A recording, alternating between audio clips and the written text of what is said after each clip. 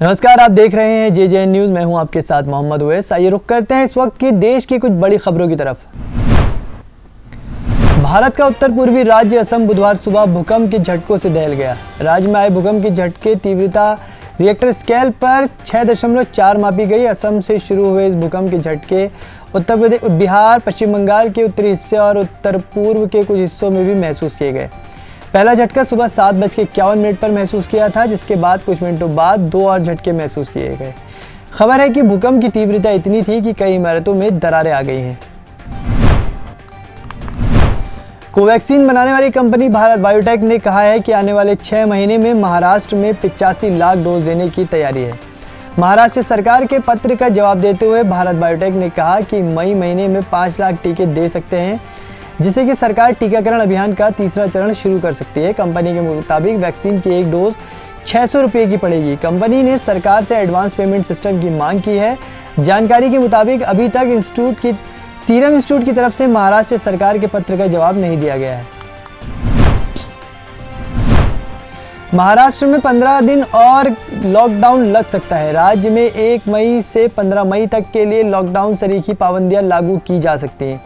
बता दें कि मिनी लॉकडाउन लागू करने के बाद भी राज्य में संक्रमण थम नहीं रहा है। ऐसे में सरकार अब और सख्त रुख अपना सकती है। आगामी लॉकडाउन पर सीएम उद्धव ठाकरे की अध्यक्षता में होने वाली मंत्रिमंडल की बैठक में फैसला हो सकता है। देश के लगभग 150 जिलों में कोविड-19 पॉजिटिविटी रेट 15% से ज़्यादा है और कोरोना महामारी इन जिलों में हेल्थ सिस्टम पर स्ट्रेस डाल रही है।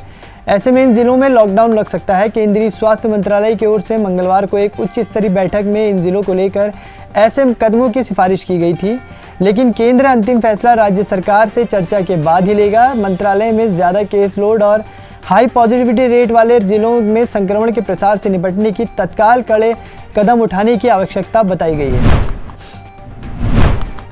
देश में कोरोना का असर कम करने के लिए 1 मई से वैक्सीनेशन को और तेज करते हुए 18 साल से ऊपर के लोगों को भी वैक्सीनेशन किया जाएगा। हालांकि इस मिशन को मनचाही रफ्तार मिलने में देरी हो सकती है। कुछ राज्य सरकारों का कहना है कि उनके पास पर्याप्त मात्रा में टीके नहीं है। ऐसे में हर जगह वैक्सीनेशन होना मुश्किल है।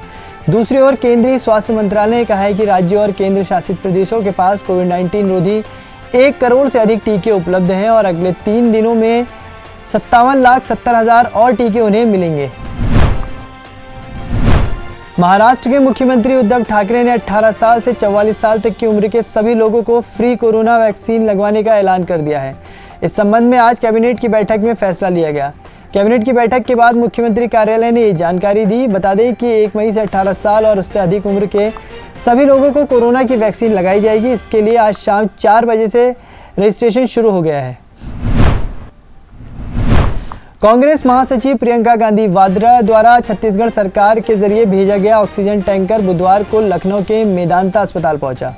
उत्तर प्रदेश कांग्रेस के संयोजक ललन कुमार ने बताया कि पार्टी ने लखनऊ के विभिन्न अस्पतालों में संपर्क कर पूछा था कि उन्हें ऑक्सीजन की जरूरत तो नहीं है, जिसके बाद प्रियंका ने छत्तीसगढ़ से मुख्यमंत्री भूपेश बघेल से कहकर ऑक्सीजन का एक टैंकर लखनऊ के मेदांता अस्पताल में भिजवाया।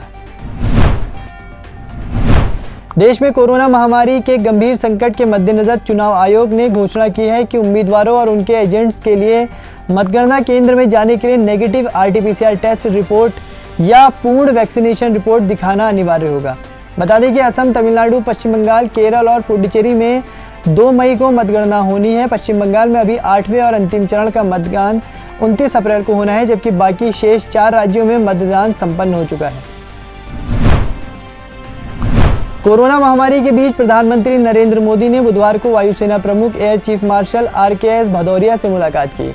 इस मुलाकात में वायुसेना प्रमुख ने प्रधानमंत्री को वायुसेना द्वारा कोरोना काल में किए जा रहे प्रयासों के बारे में अवगत कराया। मुलाकात के दौरान प्रधानमंत्री नरेंद्र मोदी ने ऑक्सीजन टैंकर और आवश्यक वस्तुओं की सुरक्षित तरीके से और तेज आवाजाही पर जोर दिया।